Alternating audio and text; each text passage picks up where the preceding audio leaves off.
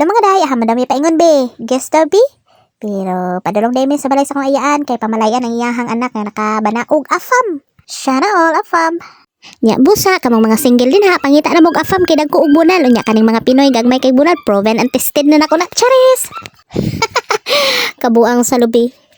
Mo din ako ang driver for today's video, ang ako ang ate ak magulang. Grabe kayo ni, rider kayo ni.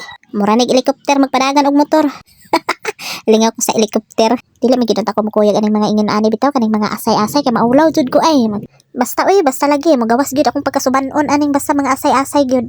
Pero usahay madasig man pud ko aning maglaag-laag mga asay bitaw di na lang man pud ko maulaw. Salamat ra gyud po ko sa akong papa nga di gyud po ko ibilin basta mga ingon ani bitaw mamista mga mag-birthday sa mga ayaan bitaw sa mga kaliwat ihagid kong kuyugon dili gyud na siya mosugot og mabilin ko sa balay. Kay gusto gyud na niya magpanon gyud mi ngay unsay makaon nila makaon po namo. Murag langgam ba. Ay noon kay babahin gyud. So lagi na bawo lagi tita kay patong na siya gyud last year tibol. O inani ka daghang tawo basta sa bukid daghan jud kaayo makigduyog sa imong pagpamalagi mo nang bibo jud kaayo. O mao din ang afam sa kong gigagaw daklit lang kay wala po ko mag video di pa gyud ko tantong vlogger ani.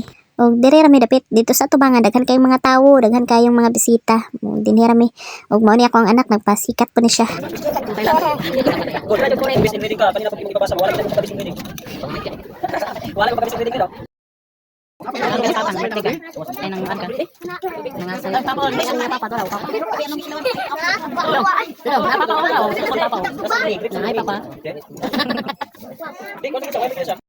Kumana din ni pinakalas, gamay-gagmay lang, di palabi.